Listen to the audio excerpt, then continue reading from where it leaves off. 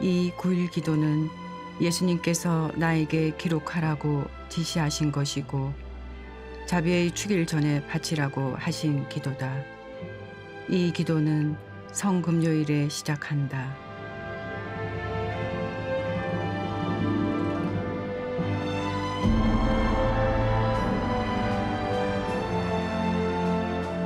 나는 네가 이 9일 동안에 영혼들을 내 자비의 샘으로 데려오기를 원한다.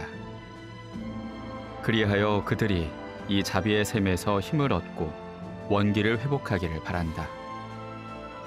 이 자비의 샘에서 그들이 세상살이의 어려움 때문에 필요한 은총들뿐만이 아니라 특별히 죽을 때에 필요한 은총도 얻기를 바란다. 너는 매일 다른 공동체의 영혼들을 내 성심으로 데리고 와서 그들을 내 자비의 바다에 잠겨들게 할 것이다. 그러면 나는 그들을 내 아버지의 집으로 데려갈 것이다. 너는 이 일을 이승의 삶에서도 하고 내세의 삶에서도 하게 될 것이다. 나는 네가 내 자비의 샘으로 데리고 오는 모든 영혼에게 아무것도 거부하지 않을 것이다. 너는 이런 영혼들이 은총을 받을 수 있도록 매일같이 나의 쓰라린 순환의 힘으로 내 아버지께 간청하게 될 것이다. 나는 대답하였다.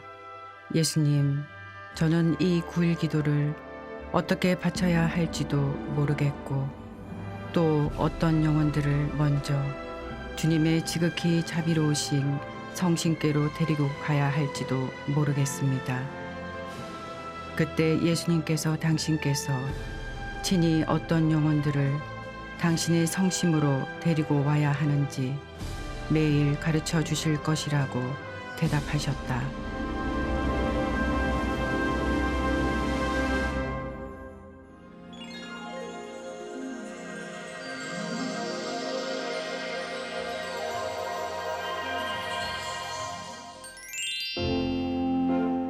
성부와 성자와 성령의 이름으로 아멘. 오늘은 온유하고 겸손한 영혼들과 작은 어린이들의 영혼들을 내게로 데리고 와서 그들이 내 자비 속으로 잠겨들게 하여라. 이런 영혼들은 나의 성심을 가장 많이 닮았다. 그들은 내가 쓰라린 고뇌 속에 잠겨 있을 때 나에게 힘을 주었다. 나는 그들이 내 제대를 지킬 지상의 천사들이라는 것을 보았다. 나는 그들에게 은총을 억수같이 퍼부어 준다. 겸손한 영혼들만이 나의 은총을 받을 수 있다. 나는 겸손한 영혼들에게 나의 믿음을 준다. 지극히 자비로우신 예수님, 주님 친히 말씀하셨습니다. 나의 마음은 온유하고 겸손하니 나에게서 배우라. 주님의 지극히 자유로우신 성심의 거처 안으로 모든 온유하고 겸손한 영혼들과 작은 어린이들의 영혼들을 받아들여 주십시오. 이런 영혼들은 하늘을 온통 황홀함으로 이끌어 갑니다. 하늘에 계신 아버지께서는 그들을 가장 좋아하십니다. 그들은 하나님의 어자 앞에 향기로운 꽃다발입니다. 하느님께서는 그들의 향기를 즐기십니다. 오 예수님, 이런 영혼들은 주님의 지극히 자유로우신 성심 안에 영원한 거처를 가지고 있습니다. 그리고 그들은 끊임없이 사랑과 자비의 찬미 노래를 부릅니다. 참으로 온유하고 겸손한 영혼은 이 지상에서 벌써 천국의 공기를 마신다. 그리고 그 영혼의 겸손한 마음의 향기는 창조주를 기쁘게 해드린다.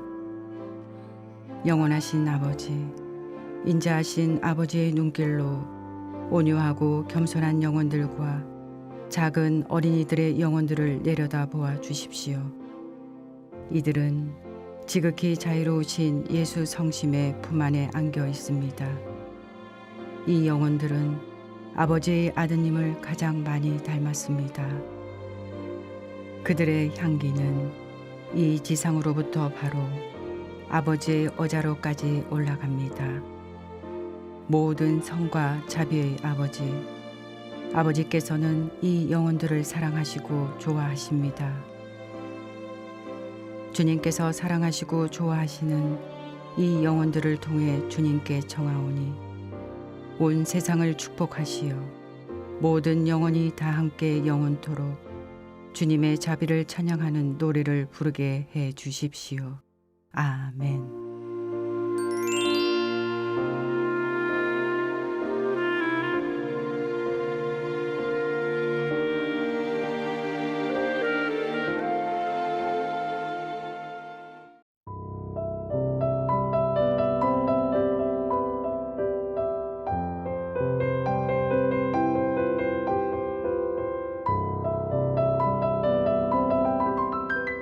하늘에 계신 우리 아버지의 이름이 거룩히 빛나시며 아버지의 나라가 오시며 아버지의 뜻이 하늘에서와 같이 땅에서도 이루어지소서. 오늘 저희에게 일용할 양식을 주시고 저희에게 잘못한 일을 저희가 용서하오니 저희 죄를 용서하시고 저희를 유혹에 빠지지 않게 하시고 악에서 구하소서. 아멘. 은총이 가득하신 마리아님 기뻐하소서. 주님께서 함께 계시니 여인 중에 복되시며 태중의 아들 예수님 또한 복되시나이다. 천주의 성모 마리아님, 이제와 저희 죽을 때 저희 죄인을 위하여 빌어소서. 아멘.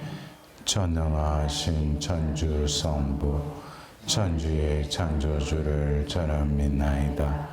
그 외아들 우리 주 예수 그리스도님, 성령으로 인하여 동정 마리아께 잉태되어 나시고 본시오 빌라도 통치 아래서 고난을 받으시고 십자가에 못 박혀 돌아가시고 묻히셨으며 저승에 가시어 사한날에 죽은 이들 가운데서 부활하시고 하늘에 올라 전능하신 천주 성부 오른편에 앉으시며 그리로부터 산이와 죽은 이를 심판하러 오시리 믿나이다. 성령을 믿으며 거룩하고 보편된 교회와 모든 성인의 통공을 믿으며 죄의 용서와 육신의 부활을 믿으며 영원한 삶을 믿나이다. 아멘.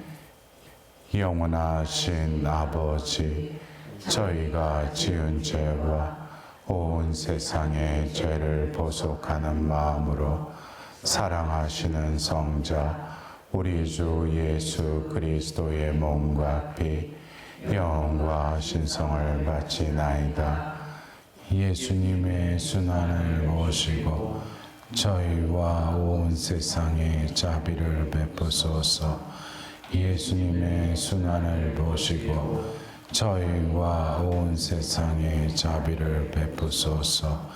예수님의 순환을 보시고 저희와 온 세상에 자비를 베푸소서.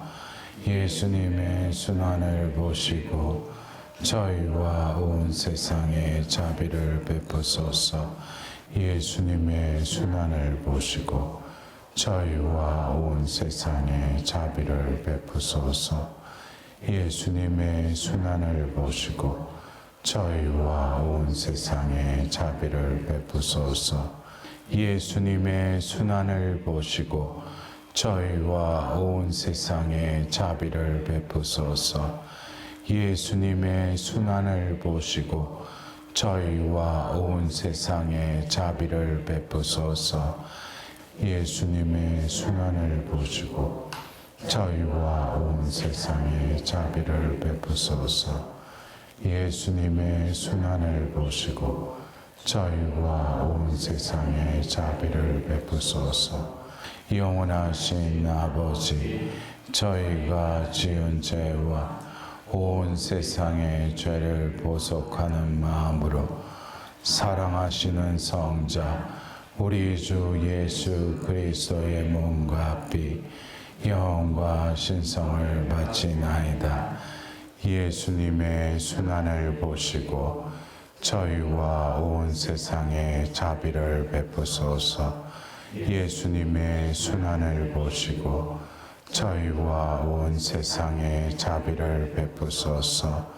예수님의 순환을 보시고 저희와 온 세상에 자비를 베푸소서. 예수님의 순환을 보시고 저희와 온 세상에 자비를 베푸소서. 예수님의 순환을 보시고 저희와 온 세상에 자비를 베푸소서. 예수님의 순환을 보시고 저희와 온 세상에 자비를 베푸소서. 예수님의 순환을 보시고 저희와 온 세상에 자비를 베푸소서. 예수님의 순환을 보시고 저희와 온 세상에 자비를 베푸소서. 예수님의 순환을 보시고 저희와 온 세상에 자비를 베푸소서. 예수님의 순환을 보시고 저희와 온 세상에 자비를 베푸소서. 영원하신 아버지, 저희가 지은 죄와 온 세상의 죄를 보속하는 마음으로 사랑하시는 성자 우리 주 예수 그리스도의 몸과 피 영과 신성을 바치나이다. 예수님의 순환을 보시고 저희와 온 세상에 자비를 베푸소서. 예수님의 순환을 보시고 저희와 온 세상에 자비를 베푸소서. 예수님의 순환을 보시고 저희와 온 세상에 자비를 베푸소서. 예수님의 순환을 보시고 저희와 온 세상에 자비를 베푸소서. 예수님의 순환을 보시고 저희와 온 세상에 자비를 베푸소서. 예수님의 순환을 보시고 저희와 온 세상에 자비를 베푸소서. 예수님의 순환을 보시고 저희와 온 세상에 자비를 베푸소서. 예수님의 순환을 보시고 저희와 온 세상에 자비를 베푸소서. 예수님의 순환을 보시고 저희와 온 세상에 자비를 베푸소서. 예수님의 순환을 보시고 저희와 온 세상에 자비를 베푸소서.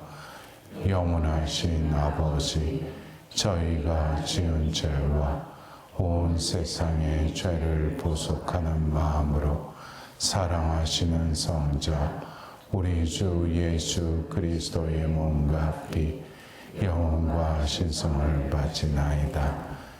예수님의 순환을 보시고 저희와 온 세상에 자비를 베푸소서. 예수님의 순환을 보시고 저희와 온 세상에 자비를 베푸소서. 예수님의 순환을 보시고 저희와 온 세상에 자비를 베푸소서. 예수님의 순환을 보시고 저희와 온 세상에 자비를 베푸소서. 예수님의 순환을 보시고 저희와 온 세상에 자비를 베푸소서. 예수님의 순환을 보시고 저희와 온 세상에 자비를 베푸소서. 예수님의 순환을 보시고 저희와 온 세상에 자비를 베푸소서. 예수님의 순환을 보시고 저희와 온 세상에 자비를 베푸소서. 예수님의 순환을 보시고 저희와 온 세상에 자비를 베푸소서. 예수님의 순환을 보시고 저희와 온 세상에 자비를 베푸소서.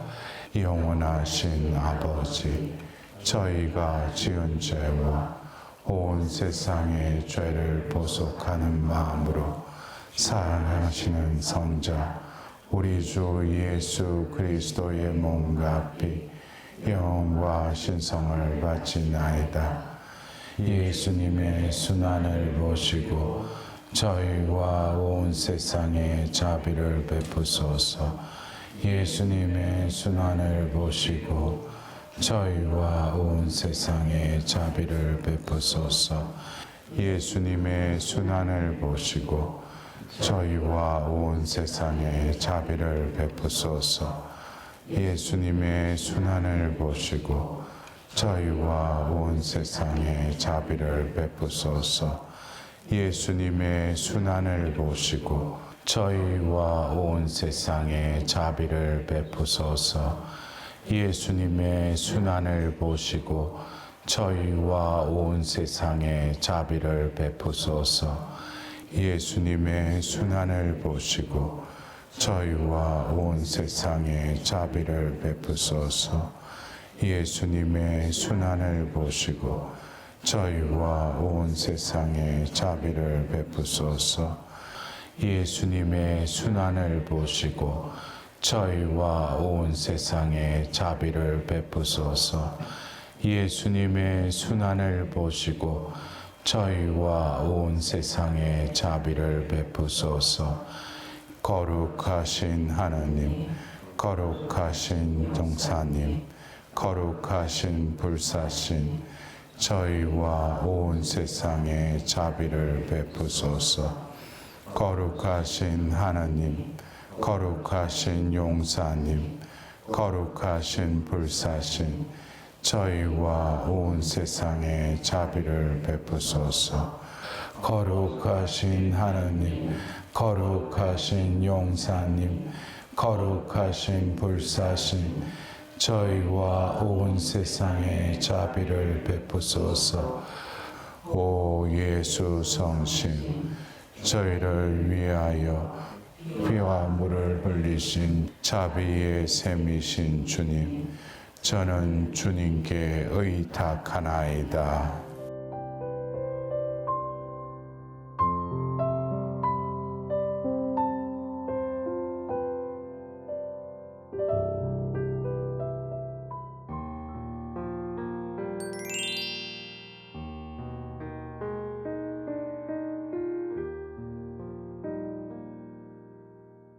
찬미 예수님, 사랑하는 형제 자매 여러분, 우리는 오늘 9일 기도 6째 날을 맞이하고 있습니다. 이 9일 기도 동안 예수님께서 성녀 파우스티나 수녀님에게 기도하라고 한 그 영혼들을 우리는 또 하나님께 바쳤습니다. 더불어서 위로 향한 그 기도는 또 하나님께서 예비하시고 또 준비하시는 그 선물을 또 우리에게 베풀어 주실 것입니다. 우리는 다가오는 하나님의 자비주일, 우리가 상상하여도 상상할 수 없는 하나님의 자비를 또 입을 것입니다. 어제 5째 날 그 아들에게 달려가서 그 아들의 목을 껴안고 입을 맞추었던 그 아버지를 통해서 우리에게 한없이 베풀어 주시는 사랑, 그렇다면은 그 사랑이 부어진 그 아들은 바로 아버지 앞에서 무릎을 꿇게 됩니다. 오늘 시작 말씀으로 파우스티나 일기 975번의 말씀으로 시작하도록 하겠습니다. 오늘 나는 이런 말씀을 들었다. 영혼들이 나의 자비의 법정으로 다가오기를 두려워하지 않도록 그들을 위해 기도하여라. 죄인들을 위한 기도를 게을리 하지 마라. 너는 죄인들의 영혼이 얼마나 무거운 내 마음의 짐인지를 잘 알고 있다. 죽을 것 같은 나의 슬픔을 들어다오. 나의 자비를 그들에게 나누어 주어라. 여러분들, 우리는 내가 죄를 지었다고 그러죠. 근데 예수님께서 파우스티나 수녀님께 하신 이 말씀에는 죄인들의 영혼이 얼마나 무거운 내 마음의 짐인지를 잘 알고 있다. 내가 죄를 지었는데 예수님의 마음이 너무나 힘든 그 무거운 내 마음의 짐이라는 것이죠. 우리는 사순 시기에 그 묵묵히 십자가를 지고 가시는 그 예수님을 바라보았습니다. 예수님께서는 왜 저렇게 수모를 당하고 배신당하여 저 무거운 십자가를 왜 지고야 하셨는가? 이 말씀을 통해서도 인간의 죄, 나의 죄로 그분의 마음은 너무나 무거운 짐을 지고 계셨다. 극기야는 사형수의 형틀인 그 십자가를 지면서도 오롯한 예수님의 마음은 그들의 죄를 사해 줄 뿐만 아니라 그 짐을 덜어주기 위해서 당신이 대신 우리를 위해서 십자가에 못 박혀 돌아가신 것입니다. 이제 우리가 이 9일 동안 루카복음 15장 11절부터 말씀에 있는 그 대찾은 아들의 그 비유의 말씀을 오늘 루카복음 15장 21절의 말씀이 오늘 하루를 비출 수 있도록 기도하는 마음으로 이 말씀을 듣도록 합시다. 아들이 아버지에게 말하였다. 아버지, 제가 하늘과 아버지께 죄를 지었습니다. 저는 아버지의 아들이라고 불릴 자격이 없습니다. 여러분들, 여기서 루카복음 15장 21절에 이 말씀이 이 비유의 말씀에 그 전에 또 등장하지 않습니까? 그 작은 아들이 또 말하지 않았습니까? 바로 15장 18절에도 똑같은 아버지, 제가 하늘과 아버지께 죄를 지었습니다. 저는 아버지의 아들이라고 불릴 자격이 없습니다. 루카복음 15장 18절에도 고백을 했어요. 그리고 오늘 봉독드린 바로 21절에도 18절의 그 고백을 또 되풀이해서 합니다. 여러분들, 겉으로 보면은 뉘앙스가 비슷한 것 같지만 그 상황이나 그의 마음을 바라보자면 완전히 다릅니다. 제가 말하는 이 다르다라는 것은 우리가 평상시에 고해소에서 죄를 고백할 때 과연 나는 루카복음 15장 18절에 고백을 하는지, 아니면 루카복음 15장 21절에 고백을 하는지, 여러분들 오늘 이 말씀을 통해서 다시금 나의 고백이 어떤 고백인지, 이제 하나님의 자비, 하나님의 의탁의 그릇을 하나님께서는 셋째 날 희망을 불어넣으셨고 또 넷째 날 믿음의 씨앗을 뿌리셨을 뿐만 아니라 어제 다섯째 날 우리에게 사랑을 비추어 주시고 부어 주셨어요.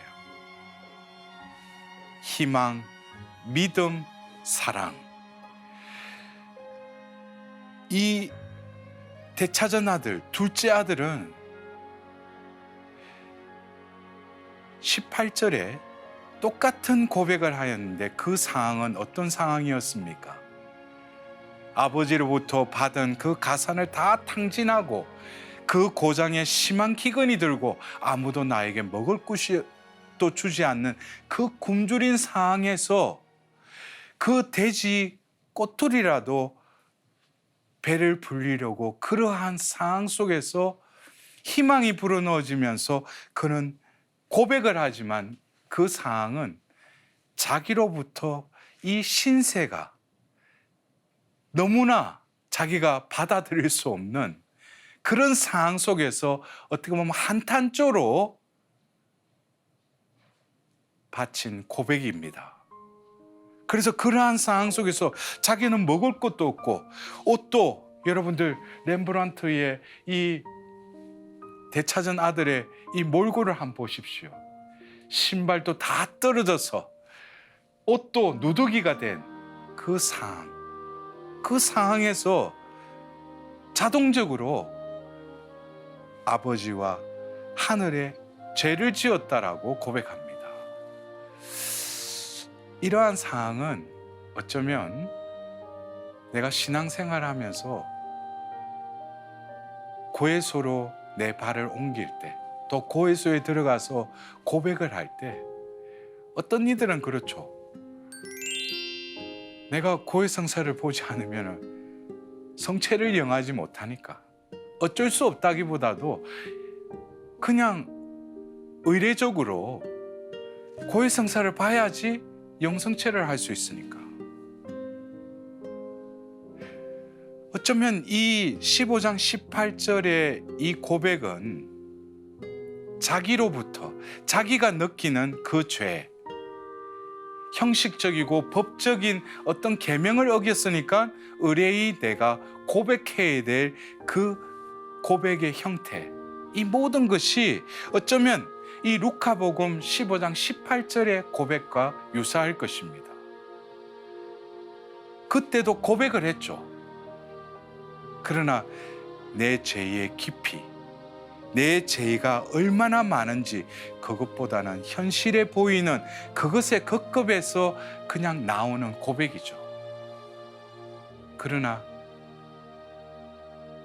15장 21절에 똑같은 고백이지만 그 고백하는 그 안에는 또 다른 상황이 있고 마음이 담겨져 있습니다. 여러분들, 어제 다섯째 날에 아버지와 아들이 상봉합니다. 그리고 아버지의 심장과 심장이 맞부딪힙니다. 그러면서 아버지의 그 심장의 고동을 통해서 자신을 낳고 길러주신 그 아버지의 마음을 느끼게 됩니다. 그것은 어떤 사유와 어떤 감정이 북받치는 그것으로 끝나지 않는 존재와 존재의 만남으로서 그 존재는 그 아버지 앞에서 할 수 있는 그 자세는 그 앞에 털썩꾸러한 수밖에 없었습니다. 그래서 렘브란트의 이 탕자의 비유의 이 성화는 바로 이 여섯째 날 그 아들이 아버지, 제가 하늘과 아버지께 죄를 지었습니다. 저는 아버지의 아들이라고 불릴 자격이 없습니다. 아마 이 성화에서 아들은 똑같은 그 고백을 하는 그 아들의 모습을 우리는 바라봐야 할 것입니다.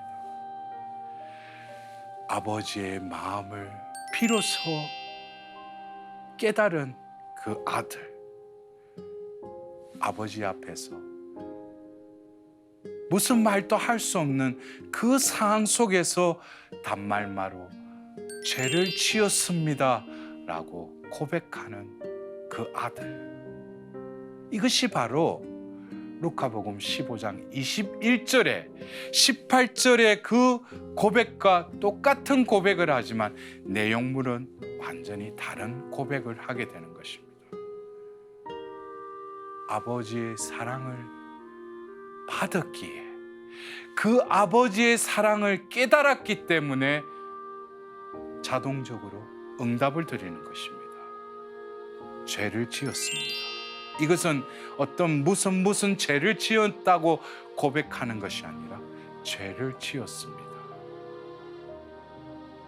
자신의 존재의 기도입니다.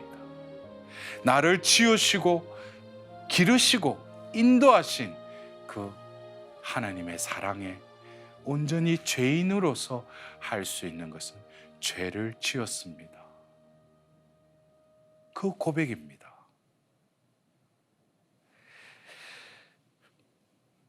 제가 몇 년 전에 올해처럼 지금 우리가 지내고 있는 이 9일 기도 기간 중에 제가 우리 신자들에게 이런 말씀을 드렸어요.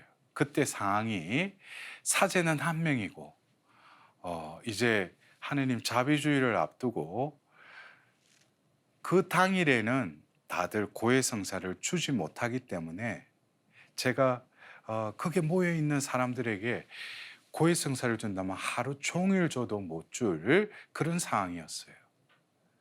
제가 그때 우리 신자들에게 그렇게 말씀드렸습니다.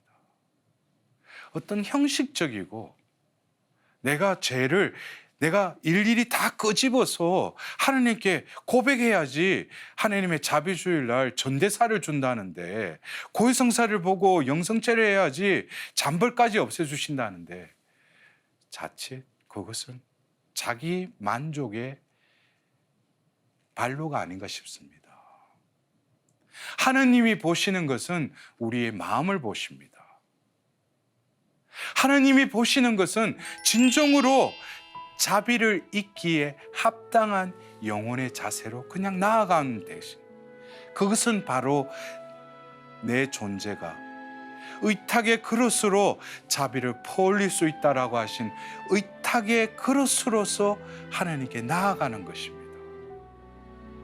의탁의 그릇은 바로 믿음, 희망, 사랑의 그 신앙의 선물을 우리 안에서 다시 살리셔서 신앙을 통해서 당신의 소유로 삼으셨을 뿐만 아니라 자녀로 삼으신 그 하나님께 우리가 할 수 있는 고백은 죄를 지었습니다. 어떤 죄예요? 지으시고 기르시고 인도하신 그 하나님을 알아보지 못한 죄,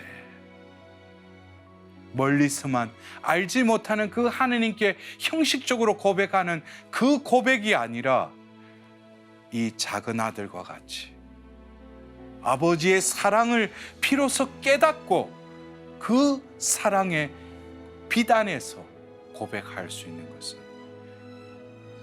죄를 지었습니다. 이 죄 안에는 어떤 항목을 고백한다고 해서 사해줄 수 없는 내 존재의 모든 죄가 그 안에 다 담겨져 있는 것입니다. 주님, 죄를 지었습니다. 제가 그래서 우리 신자들에게 그랬어요. 여러분들이 지금 다 그 죄의 항목을 다 하면은 저도 줄 수도 없고 내가 모셔오는 신부님 둘이서 그걸 다 할 수가 없다. 그래서 여러분들 이미 사순 시기 때 또 판공성사를 보셨다면은, 또 어떤 이들은 또 그날 총고회를 봐야 된다고 하는 어떤 허무맹랑한 그런 것을 하는데, 그 하나님의 자비주의는 내가 다 어떻게 총고회에서 내가 지은 죄를 어떻게 다 고백을 할 수 있습니까? 그것은 어떤 시간에 어떤 사제와 이야기를 해서 사전에 조용한 시간에 정리를 해서 긴 시간을 두고 하는 것이 총고회의 방법이죠. 이날 많은 이들이 오는데 총고회를 하겠다고, 그것은 어쩌면 이웃을 배려하지 않는 것이죠. 자기만 하나님의 은총을 더 받겠다고 하는, 제가 잘못됐다고 여러분들에게 말씀드리는 게 아니에요. 하나님이 원하시는 것은 준비되고 예비한 그 자비를 베푸시는데, 내가 의탁의 그릇을 마련해서 하나님께 그냥 내어드리면 되는 거예요. 믿음, 희망, 사랑을 다시금 되살리신 그 하나님의 자비에 감사드리며, 이제 하나님의 의탁하는 영혼으로서 하나님께 내어드리는 마음으로 죄를 지었습니다. 그래서 제가 우리 신자들에게 그런 말씀을 드리고 고해성사 시간이 되어서 한쪽에는 성찰을 하고 통회를 하고 정결을 하고 나서 고해소에 오셨어요. 근데 들어오는 모습부터 틀린 거예요. 울먹울먹하면서 앞에 와서 어떤 신자는 심지어 이 렘브란트의 이 작은 아들과 같이 무릎을 꿇고 하나님 죄를 지었습니다. 그러면서 눈물을 흘리는 거예요. 여러분들 뭐 조항을 적어와서 첫 번째 여러분들 하나님이 어떤 이 세상의 법정에 있는 재판관이 아니지 않습니까? 그렇다면 왜 아들을 죽게 내버려 뒀겠어요? 그래서 그날 많은 이들이 짧은 시간 안에 와서 진정으로 자기로부터의 죄가 아니라 하나님으로부터 받은 그 사랑에 감복하여 죄를 지었습니다 라고 하면서 많은 영혼들이 진정으로 고해소의 그 은총이 그들에게 퍼부어지는 것, 자비가 베풀어짐을 저는 고해성사를 주면서 몸소 저에게도 전율로 다가왔습니다. 여러분들, 우리가 자비주일날 내가 아무리 조건을 채운다고 해서 어떤 영혼들에게는 더 많이 자비를 베푸고 어떤 영혼은 너는 준비 안 됐으니까 조금만 줄게, 이런 하나님, 예수님이 아니지 않습니까?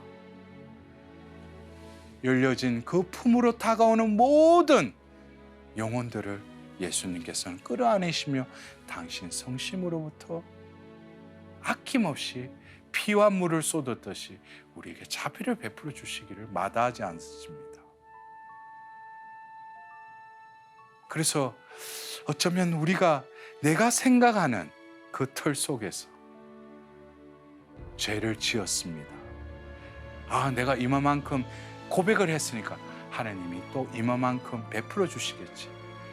그것은 자기 만족, 자기 기만의 신앙일 수도 있습니다. 저는 언젠가 성주관이 시작되는 성지주일날 제가 머물고 있는 수도회의 그 경당에서 그 성지주일 미사를 봉헌드리고 제의를 갈아엎고 다시 경당에 올라와서 그 성전에 그냥 조용히 머물렀습니다. 그리고 평상시에 바라보았던 그 십자가를 바라보았습니다. 그 십자가를 바라보는데 이때까지 내가 십자가를 바라보는 나로부터 바라보는 그 시선 뒤에, 십자가 뒤에서 바라보고 있는 나를 바라보시는 또 다른 시선을 느꼈습니다. 그것은 2000년 전 골고다의 언덕에 십자가에 못 박혀서 엘리 엘리 레마 사박타니, 하나님 나의 하나님 어찌하여 나를 버리시나이까 라고 절규하는 그 예수님의 외마디에 그 탄성에 가까운 부르짖음을 듣고도 침묵하시는 아버지의 그 시선이었습니다. 저는 십자가를 바라보는 내 입장에서 바라보는 그 시선과 바로 하늘에서 바라보시는 그 하느님의 시선을 비로소 느끼게 되었습니다. 그때부터 저는 파우스티나 성녀에게 알려주신 그 자비의 5단 기도를 바치는 느낌과 자세가 완전히 틀려졌어요. 영원하신 아버지라고 할 때는 이미 예수님의 순환을 바라보고 자비로우신 예수님을 바라볼 때 그 뒤에 계신 하나님 아버지, 영원하신 아버지의 그 시선, 현존을 느끼면서 바치게 됐어요.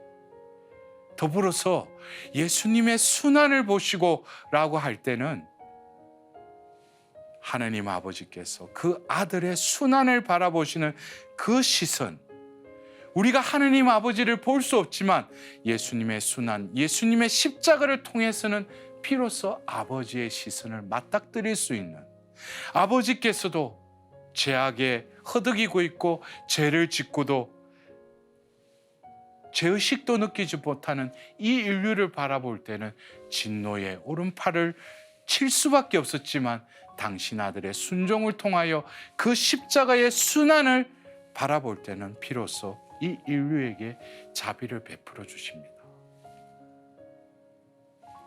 죄를 지었습니다 라고 할 때 우리도 역시 이 렘브란트의 아들과 같이 그 맞닥뜨린 그 가슴에서 아버지의 사랑을 느끼고 아버지의 존재를 느끼고 그는 털썩 주저앉습니다. 그리고 죄를 지었습니다 라고 고백합니다. 아버지는 이미 그를 용서하셨고 다 품어주셨어요. 하나님의 자비로 그를 다 끌어안아 주셨어요. 과거에 자기가 어떤 짓을 하였던 하나님께서는 그를 다 받아들이십니다. 그 하나님이 가장 즐거워하시는 고백은 내 존재가 바로 하나님으로부터 나온 그 사랑의 또 다른 존재임에도 불구하고 그 사랑 자체이신 당신을 알지 못하고 느끼지 못하고 우리와 함께 하심을 외면하였고 그 이끄심에 나의 길로 갔던 그 모든 것이 죄라는 것을 깨닫고 아버지 죄를 지었습니다 라고 할 때 아버지께서는 그냥 마냥 그를 끌어안아 주십니다. 여러분들 이 렘브란트의 그 화가의 의도이기도 하지만 이 아버지의 손을 보면 오른손과 왼손이 그 아버지의 손인데 오른손이 여성의 손으로 그려져 있습니다. 왼손은 좀 투박한 남자의 손으로 그려져 있어요. 이것은 렘브란트 화가의 어떤 의도이기도 합니다. 하나님은 성이 있으신 분이 아니죠. 어떤 때는 어머니와 같이 섬세하게 다독거려 주시며 상냥한 말로 위로의 말로 다가오시는 그 하나님, 또 한편으로는 침묵하는 것 같지만 그를 끌어안아 주시는 침묵의 그 묵뚝뚝한 아버지, 그 두 손이 어쩌면 하나님의 마음을 대변하는 것 같습니다. 그를 그냥 마냥 끌어안아 주시는 그 하나님. 우리는 오늘 이 여섯째 날에 아버지 앞에 무릎을 꿇고 고백하는 그 아들을 바라보면서 우리가 이때까지 해왔던 그 고해성사, 또 고해소에서 하였던 우리의 마음의 자세들을 다시금 되돌아볼 필요가 있는 것 같습니다. 그래서 성경에는 루카복음 18장 13절에서 14절에 또 예수님께서 이런 비유의 말씀을 하십니다. 한편 세리는 멀찍이 서서 감히 하늘을 우러러 보지도 못하고 가슴을 치며 오 하나님, 죄 많은 저에게 자비를 베풀어 주십시오 하고 기도하였다. 잘 들으라. 하나님께 올바른 사람으로 인정받고 집으로 돌아간 사람은 바리사이파 사람이 아니라 바로 그 세리였다. 바로 그 세리의 죄의 고백, 머리도 들지 못하고 멀찍이 서서 저에게 자비를 베풀어 주십시오. 여러분들 이 앞절에 어떤 장면이 나옵니까? 그 바리사이가 떳떳하게 하나님께 머리를 쳐들고 기도하지 않습니까? 우리가 이 자비주의를 앞두고 다시금 화해의 성사, 치유의 성사라고 할 수 있는 이 고의 성사를 얼마만큼 나는 소중히 여기고 있는가? 내가 고해소에 들어가서 고백을 할 때 하나님의 자비를 나는 얼마나 의식하고 있는가. 그래서 파우스티나 일기 225번에 예수님께서는 이런 말씀을 하셨습니다.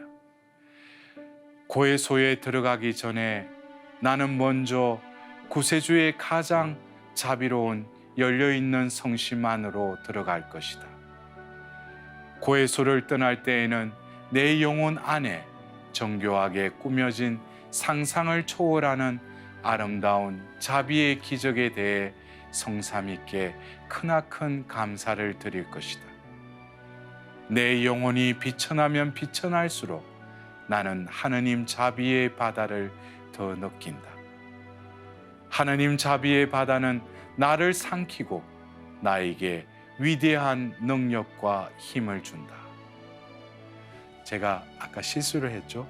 이 225번은 예수님이 하신 말씀이 아니라 바로 파우스티나 성녀가 이 고해 성사를 통해서 자신이 얼마나 이 성사가 중요한지, 자신이 성사에 임할 때 이 성녀는 어떤 마음으로 들어갑니까?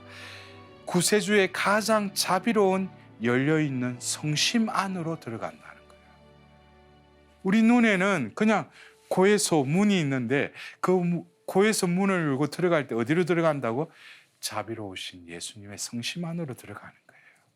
그리고 그 안에서 이 작은 아들과 같이 죄를 고백하고 나올 때는 상상할 수 없는 자비의 기적에 대해서, 내가 이러한 죄인임에도 불구하고 이 고해소에서 아낌없이 자비를 베풀어 주신 거예요.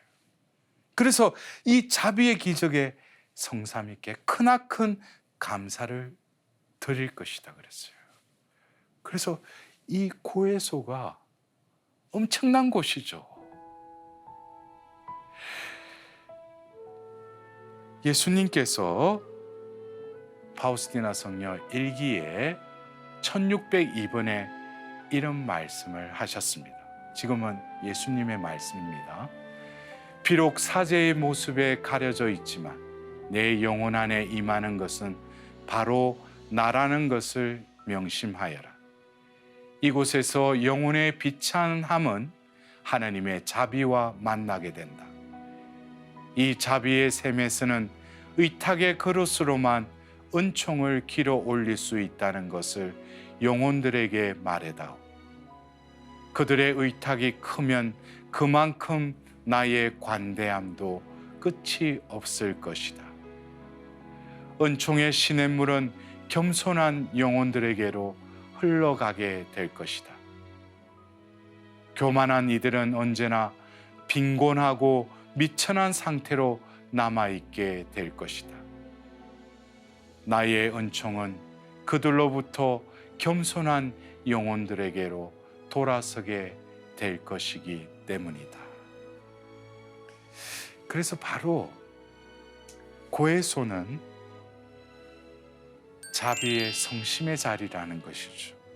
더불어서 예수님께서는 이 자비의 샘에서 의탁의 그릇을 갖춘 영혼들에게 그 자비를 베풀어 주신다는 것입니다.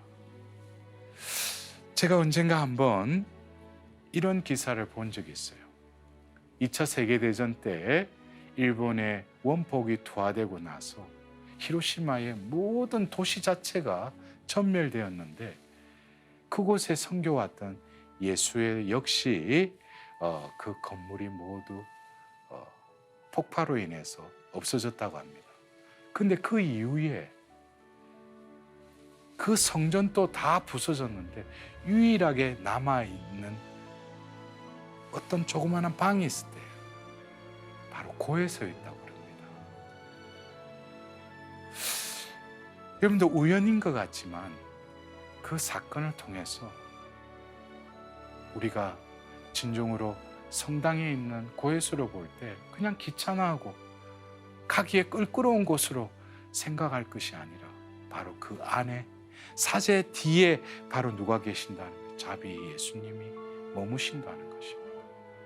감실의 성체로 예수님께서 몸소 우리와 함께 계시듯이 고에서는 바로 예수님의 성심의 자리요, 바로 자비의 샘이라는 것을 이 파우스티나 성녀에게 말씀하신 것입니다. 우리가 오늘 이 여섯째 날, 우리는 우리 안에 의탁의 그릇을 형성하시는 하나님께서는 믿음과 희망을 우리에게 당신의 자비로 다시금 그 의탁의 그릇의 재질로 갖추셨습니다. 우리는 자비주의를 앞두고 이 렘브란트의 그 성화를 바라보면서 그 아들의 마음을 조금이라도 느낄 수 있도록 성령께 기도해야 될 것입니다.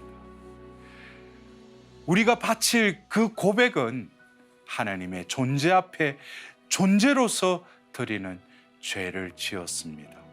그러한 고백을 하나님께 바쳐야 할 것입니다. 그럴 때 하나님께서는 당신의 아들의 그 죽음을 통해서 열려진 그 성심을 통해서 피와 물을 쏟아내게 하셨듯이 우리에게 자비를 폭포수처럼 베풀어 주실 것입니다. 그래서 오늘 우리는 이 여섯째 날, 다섯째 날에 인간을 향해서 한결같은 사랑을 부어주셨다면 이 여섯째 날은 그 사랑에 응답드리는 고백을 우리는 바라보았습니다. 여러분들, 오늘 하루도 우리는 이 부활 8일 축제에 이 하루를 지내면서 나를 다시 일으키신 그 하나님, 나에게 자비를 베푸신 그 하나님, 또한 하나님의 자비주일날 그 폭포수와 같은 자비를 베푸시겠다고 약속하신 그 하나님께 사랑의 고백을 하도록 합시다. 오늘 마침은 파우스티나 일기 631번으로 하겠습니다.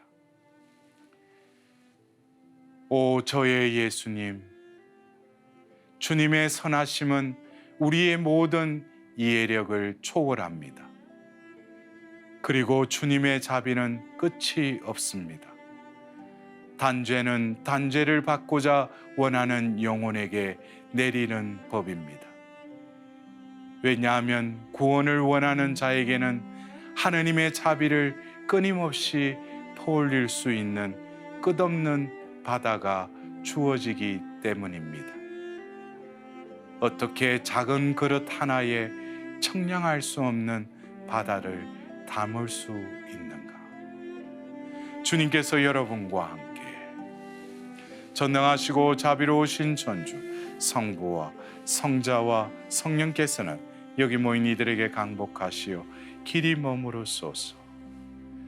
주님을 찬미합시다. 하느님 감사합니다. 성부와 성자와 성령의 이름으로 아멘.